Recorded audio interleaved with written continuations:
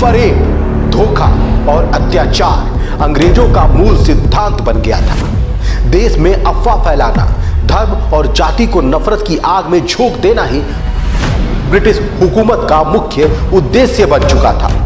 लोगों से मोटा मोटा कर वसूलना और आवाज दबाने के लिए लोगों के बीच मतभेद पैदा करना ब्रिटिश हुकूमत की मुख्य कार्यशैली में था। किसी ने मजबूरी में तो किसी ने लालच में अंग्रेजों का साथ देना शुरू कर दिया था। देश में ऊंच नीच, धर्म जाति की भावना में नफरत पैदा करना अंग्रेजों का मुख्य हथियार बन गया था। देश के रग रग में गुलामी की धारा बहने लगी थी, लेकिन एक शख्स था जिसने देश को गुलामी के अंधकार से बाहर निकालने का प्रण ले लिया था। उस चरखे वाले ने आजादी के दीवानों को एक धागे में बांधना शुरू कर दिया। आजादी का जुनून था, क्रूर अंग्रेजों का कानून था। गांव जले, घर जले, फिर भी वो मुस्कुराते हुए चल पड़े। वो रहते थे वहां जहां बहती थी गंगा, माथे पर था तिलक और फहरा दिया तिरंगा। अंग्रेजों ने कहा बुरा होगा अंजाम, उन्होंने कहा तुम करो अपना काम। हुए वो बलिदान, जनता बन गई निजाम। उनकी गर्जना से अंग्रेज हो गए थे ढेर। वो थे शेरपुर के शेर। वर्ष 1942, उत्तर प्रदेश का जनपद गाजीपुर। एक दशक पहले बेरहमी से कुचला गया सविनय अवज्ञा आंदोलन अपनी राख से दोबारा उठ बैठा था। अंग्रेजों भारत छोड़ो की सिंह गर्जना के साथ उत्तर प्रदेश के गाजीपुर जिले के शेरपुर गांव में कई सप्ताहों से सभा और धारा 144 को तोड़ने का कार्यक्रम चलाते हुए जन जागृति जुलूस आयोजित किए जा रहे थे। मुंबई में महात्मा गांधी सहित अनेक राजनेताओं की गिरफ्तारी की सूचना ने शेरपुर के माहौल को और भड़का दिया था। 14 अगस्त 1942 को महात्मा गांधी ने अंग्रेजों भारत छोड़ो का ऐलान किया। उसके बाद युवाओं की फौज अंग्रेजों के खिलाफ खड़ी हो गई। लोगों के दिल में यह जुनून छा गया कि हमें अपने देश को आजाद कराना है।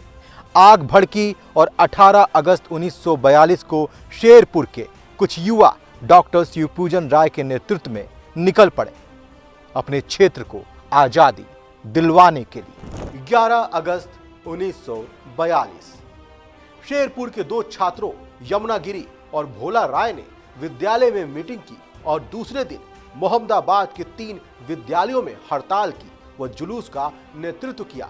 तब जिला मजिस्ट्रेट के आदेश पर पुलिस ने भोला राय के हाथ से राष्ट्रीय ध्वज छीनकर उन्हें गिरफ्तार कर लिया, जिस पर दूसरे दिन यमुनागिरी के सुझाव से गाजीपुर घाट स्टेशन को आम लोगों ने आग के हवाले कर दिया। निर्माणाधीन हवाई अड्डे पर आक्रमण किया गया और झोपड़ियों में रखे साजो सामान में आग लगा दिया गया। ये रास्ते देश के उन क्रांतिकारियों के जोश की गवाही देते हैं जिन्होंने आजादी से 5 साल पहले ही तिरंगा लहरा दिया था। ये वीरों की धरती है जिसे शेरपुर कहते हैं। शेरपुर गांव के लोगों द्वारा जगह जगह सरकारी मशीनरी को ठप करने का उद्देश्य सिर्फ विरोध प्रदर्शित करना था। लूटे गए खजाने को भी किसी ने हाथ तक नहीं लगाया था।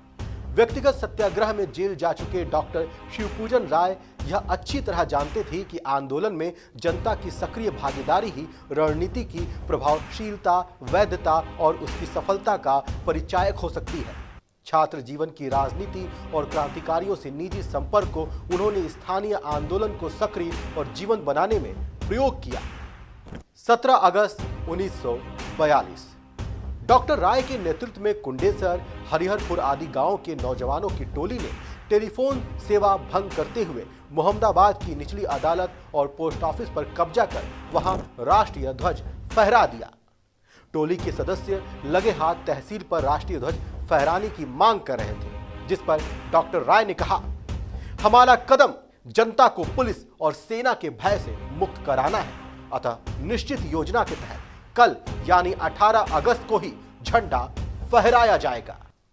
18 अगस्त 1942 सुबह सुबह डॉक्टर राय के नेतृत्व में विशाल समूह भारत माता और महात्मा गांधी का जयगान करता हुआ तहसील पर राष्ट्रीय ध्वज फहराने के लिए निकल पड़ा।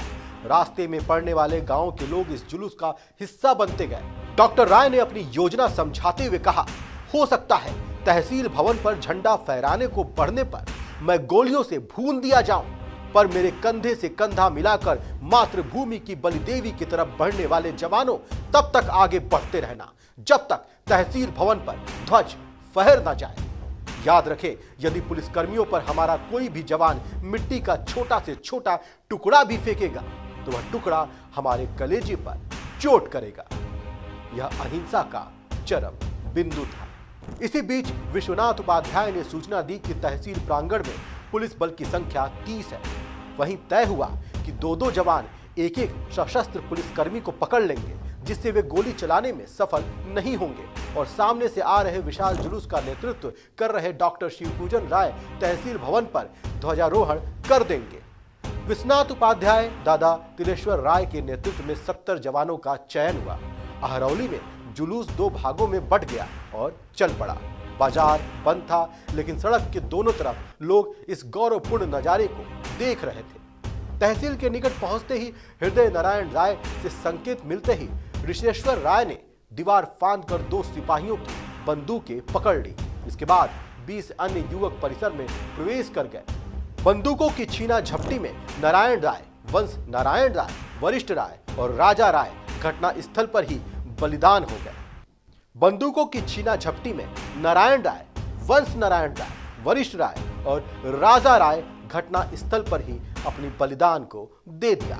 रामबदन उपाध्याय और सीताराम राय मरणासन अवस्था तक पहुंच गए। बंदूकों की छीना झपटी में नारायण राय, वंश नारायण राय, वरिष्ठ राय और राजा राय घटना स्थल पर ही अपनी बलिदान को दे दिया। रामबदन उपाध्याय और सीताराम राय मरणासन अवस्था तक पहुंच गए। रामाधर राय, कृपाशंकर राय, राम नरेश यादव और सामू दादा जो कम घायल थे, साथियों संग प्रांगण से बाहर चले गए। डॉक्टर राय तहसील भवन के पीछे की स्थिति भांपकर झंडा लिए तहसील भवन की ओर बढ़े। तहसीलदार ने गोली मारने की धमकी दी तो डॉक्टर राय ने कहा, तुम अपना काम करो, मैं अपना काम कर रहा हूं। ज्यों ही डॉक्टर राय ने कदम बढ़ाए, तहसीलदार ने 3 गोलियां उनके शरीर पर दाग दी और शेरपुर का यह अप्रतिम योद्धा सदा सदा के लिए मां की गोद में सो गया। यह बलिदान व्यर्थ नहीं गया। अगले 3 दिन तक गाजीपुर में ब्रिटिश सरकार का अता पता नहीं था। वहां जनता की सरकार थी।